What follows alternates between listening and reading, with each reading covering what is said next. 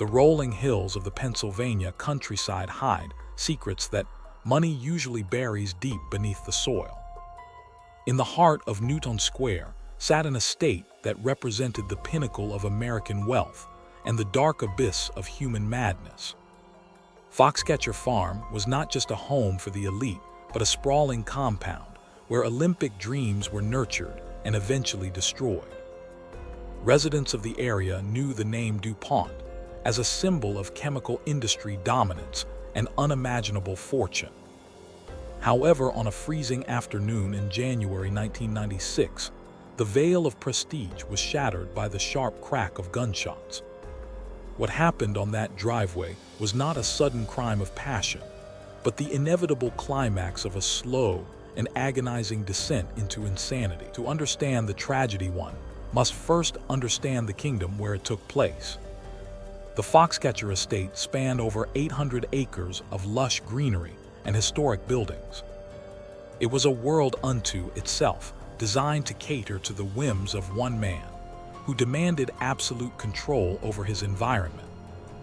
The main mansion was a Georgian-style structure filled with priceless antiques and portraits of ancestors who had shaped the history of the United States. Surrounding the house were state-of-the-art athletic facilities built to rival national training centers.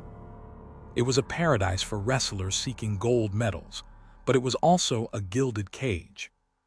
The isolation of the property allowed delusions to fester without the interference of the outside world. At the center of this web was John du Pont. Born into one of the richest families in the world, he was a man of many contradictions and eccentric interests. He was a published ornithologist who studied birds with academic rigor, and a philatelist who once paid nearly $1 million for a rare stamp. Yet beneath the scholarly veneer was a lonely soul desperate for validation and companionship. He sought acceptance through patronage, using his vast inheritance to buy his way into circles of influence. When the scientific community did not provide the adoration he craved, he turned his attention and his wallet toward the world of amateur sports, specifically swimming and wrestling. John du Pont decided to build the ultimate wrestling team right on his property. He constructed a 14,000 square foot facility named the Foxcatcher National Training Center. It was a dream come true for many athletes who struggled to find funding for their Olympic aspirations. John offered them free housing, state-of-the-art equipment, and a monthly stipend. In exchange, they had to wear the Foxcatcher colors and tolerate the increasingly erratic behavior of their benefactor. For a time, the arrangement seemed mutually beneficial. The United States wrestling team had a new home, and John du Pont finally had the family of strong men he had always desired. Among the athletes who came to Foxcatcher was a legend of the sport named Dave Schultz. Dave was everything John was not.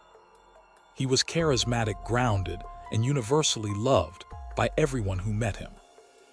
An Olympic gold medalist from the 1984 Games, Dave was known for his technical brilliance on the mat and his diplomatic nature off of it. He was a peacemaker who could calm tense situations with a smile or a joke. John du Pont became infatuated with Dave, viewing him as both a prized possession and a surrogate brother. He hired Dave to coach the team and convinced him to move his family onto the estate. Dave Schultz moved into a guest house on the Foxcatcher grounds with his wife Nancy and their 2 children. For a while, life was idyllic. The children played on the expansive lawns, and Dave focused on training the next generation of champions. However, the dynamic between Dave and John was complicated. Dave was the only person who could manage John when his moods turned dark. He acted as a buffer between the unpredictable millionaire and the rest of the team. This reliance created a dangerous power imbalance. John needed Dave, but he also began to resent the fact that the wrestlers respected the coach more than the sponsor. As the years passed, the behavior of John du Pont shifted from eccentric to alarming. He began to exhibit signs of severe paranoia and schizophrenia. He told people that the trees on his property were moving and that there were tunnels beneath his house filled with enemies. He fired his security detail because he believed they were spying on him. He replaced them with a personal obsession with firearms. John started carrying guns everywhere he went, including into the wrestling room during practice. The athletes were uncomfortable, but they felt trapped by their financial dependence on him. The delusions grew more specific and terrifying. John became convinced that international conspiracies were targeting him. He claimed that the ghosts of his ancestors were haunting the mansion and demanding blood. He drove his Lincoln Town car into a pond on the estate and then calmly walked back to the house to order another one. He pointed guns at wrestlers and threatened to kill them if they did not agree with his hallucinations. Most people would have been institutionalized for such actions, but his immense wealth shielded him from consequences. The local police were often gifted new equipment by John, which complicated any potential intervention. Dave Schultz watched his friend and employer deteriorate with growing concern. He tried to get John help, but the millionaire refused to see doctors or take medication. Dave remained at Foxcatcher because he believed he could protect the team and manage the situation. He felt a deep sense of loyalty and responsibility. This loyalty would ultimately prove to be his undoing.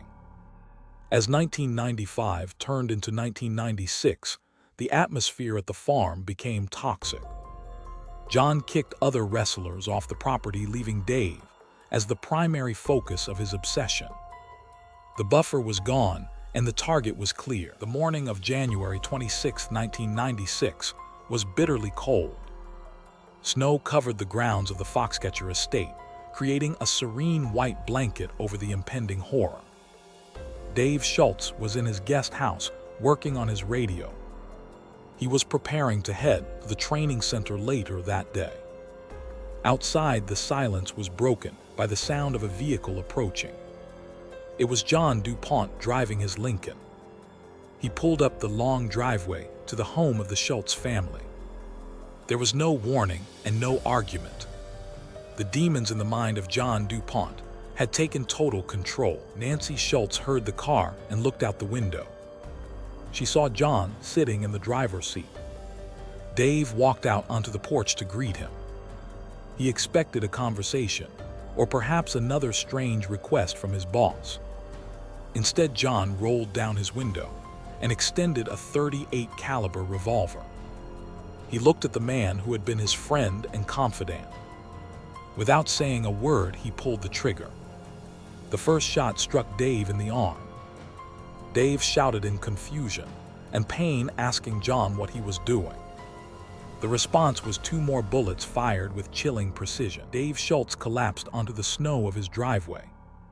Nancy screamed in terror from the doorway.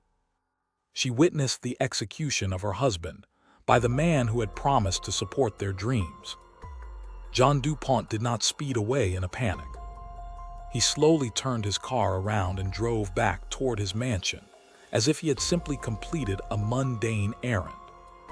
Nancy rushed to the side of her husband, but the wounds were fatal. The Olympic champion lay dying on the frozen ground of the estate that was supposed to be his sanctuary. The call to 911 was frantic and confused. Nancy struggled to explain that the richest man in the area had just shot her husband.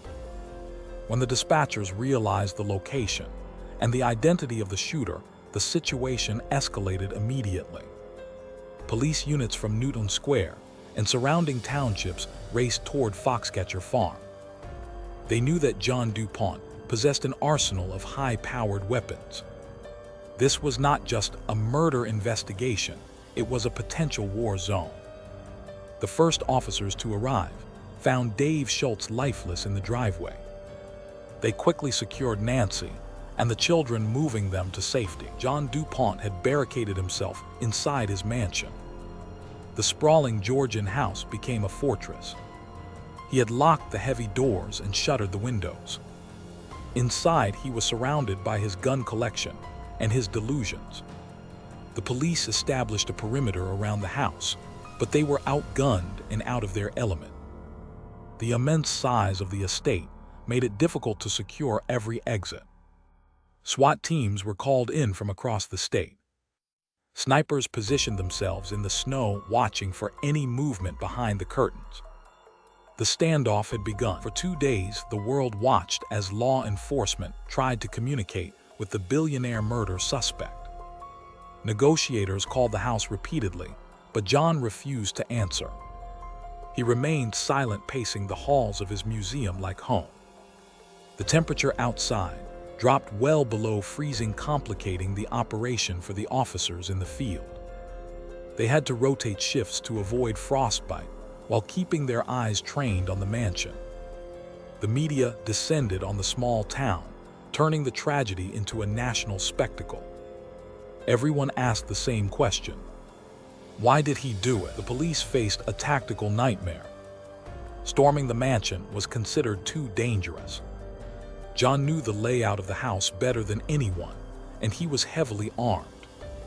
There were rumors of tunnels and hidden rooms. A direct assault could result in the loss of many officers. They needed a way to force him out without firing a shot. They needed a clue or a vulnerability that they could exploit.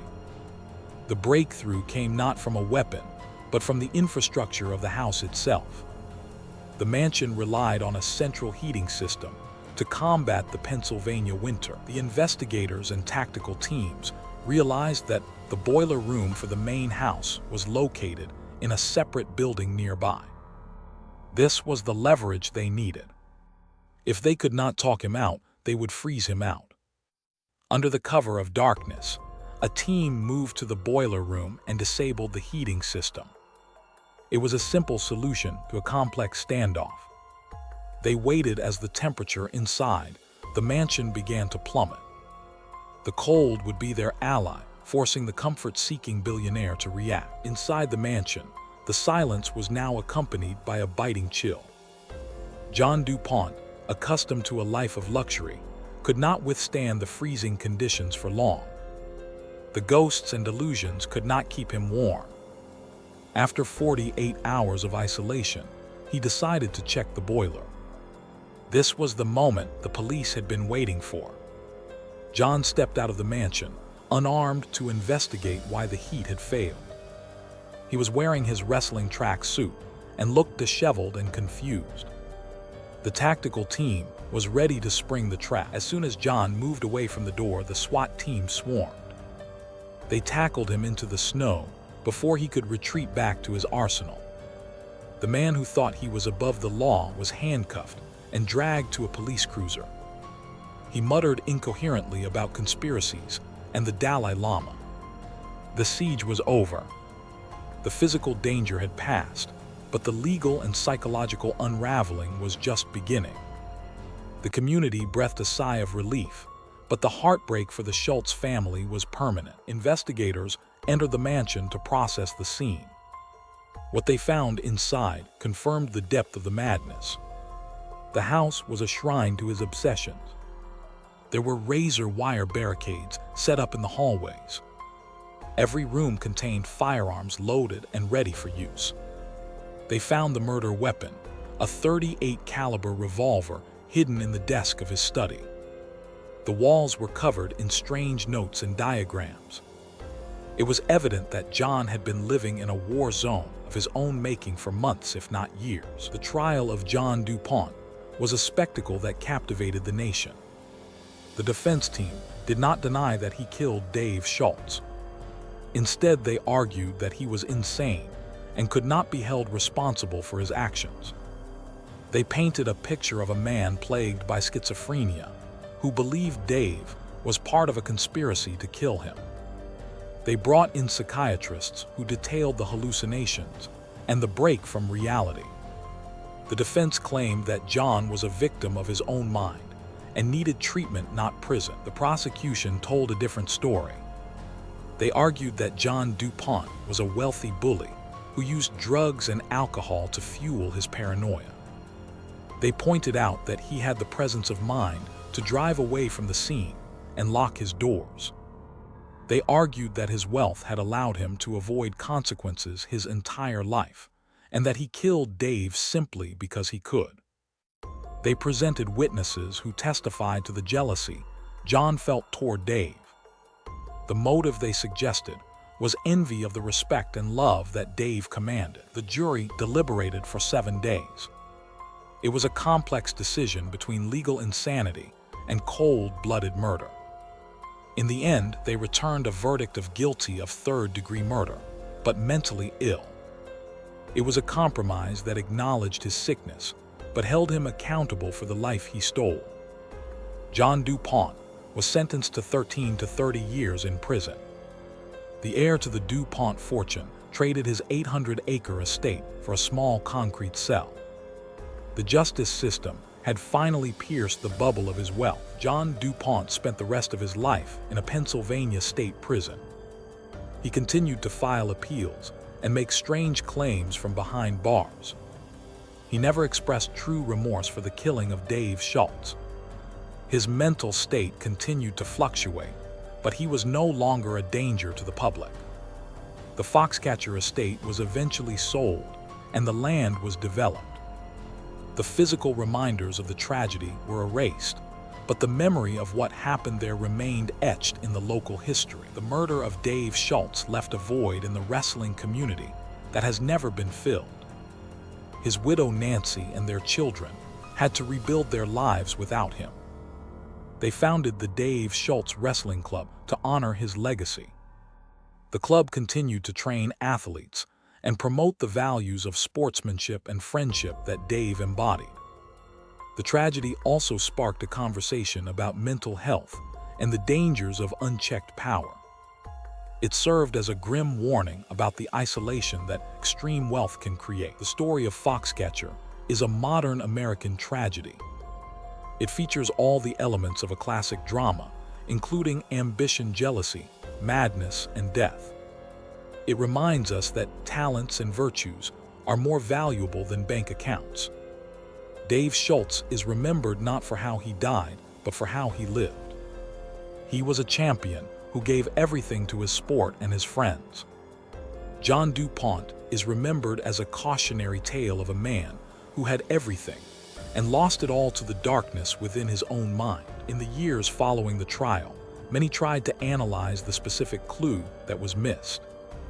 Was it the driving of the tank, the firing of the security team, or the pointing of guns at athletes? The reality is that there was no single clue, but a constellation of warning signs that were ignored because of the blinding light of gold. Money acted as a camouflage for madness. People looked away because they wanted to believe in the dream that Foxcatcher promised. The tragedy lies in the fact that the intervention came too late. The legacy of the case also changed the way wealthy defendants are viewed in the legal system.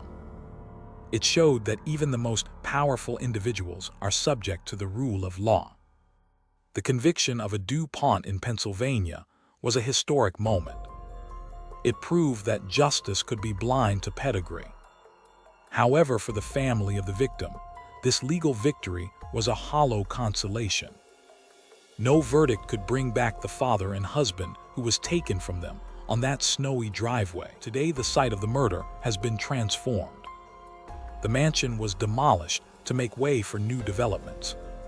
The training center where Olympic dreams were born is gone. Yet the story persists in books, documentaries, and films.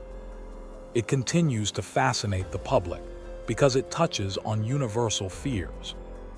The fear of betrayal by a friend, the fear of mental illness, and the fear that safety is an illusion. The case remains a dark chapter in the history of American sports. As we look back on the events of January 1996, we are left with a haunting question. Could it have been prevented? If someone had stood up to John du Pont earlier, would Dave Schultz still be alive? There are no easy answers. The collision of these two lives was a disaster in slow motion. The clue that unraveled the tragedy was ultimately the sound of a gunshot that echoed across the quiet hills, signaling the end of an era. and the destruction of a family. The final lesson of the Foxcatcher tragedy is one of resilience. Despite the horror, the spirit of the wrestling community survived. The athletes who trained there went on to achieve great things, carrying the memory of their coach with them. Goodness eventually outlasted the madness. The name DuPont may be carved in stone on buildings and foundations, but the name Schultz is carved into the hearts of everyone who loves the sport. In the end, that is the only legacy that truly matters.